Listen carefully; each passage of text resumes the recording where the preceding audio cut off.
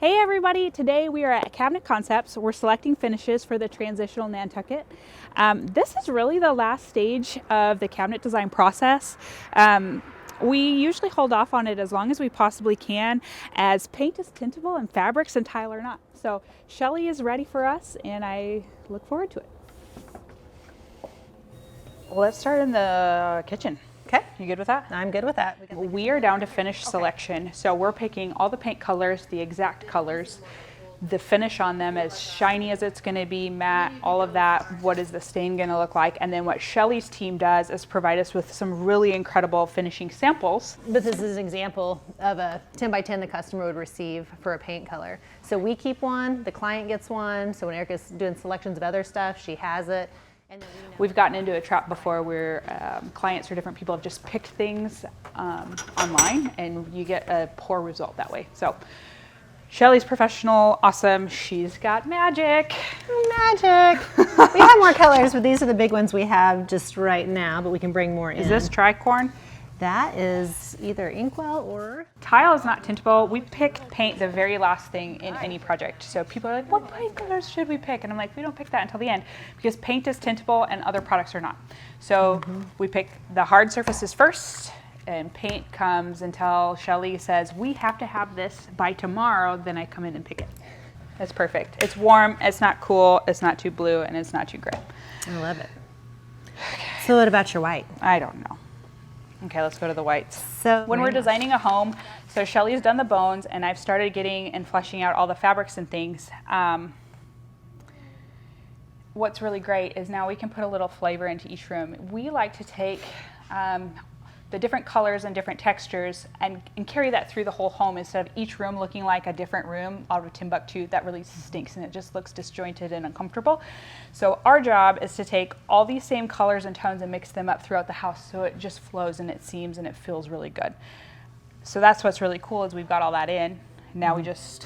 Yep, picked our color here. Yeah. So one of the cool things in this bedroom that you designed was that we have this nice, beautiful butcher block bench top.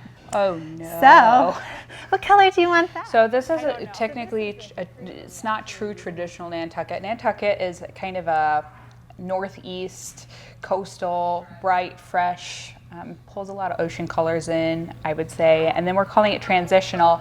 So transitional means we're taking traditional elements and we're adding new life to it. So it's in transition to traditional.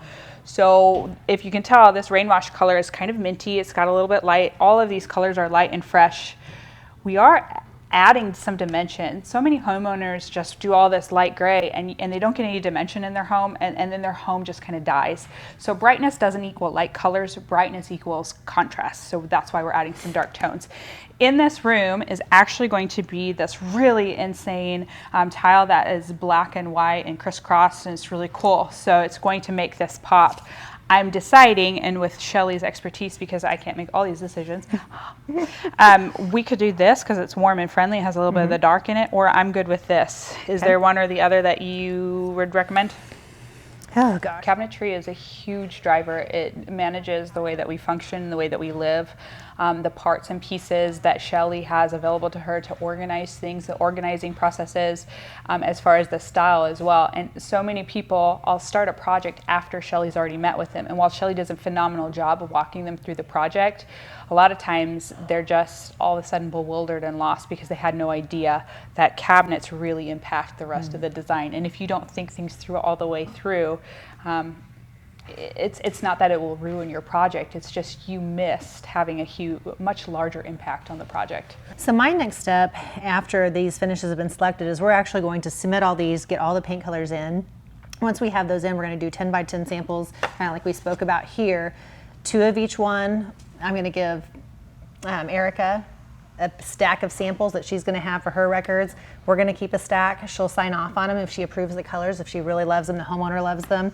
And once those are approved, we're pretty much done with this process as far as the design goes. What will happen now is the project will go down to our engineering department and our engineer will get everything ready to go out to the shop. What's left for us after we pick all these finishes on the design end is just watching the project go through. My job is just to babysit essentially, which Rick's guys really don't need babysitting, but it's nice to make sure that we don't make any mistakes, to just watch the project all the way through, make sure that everything that we've dictated is correct.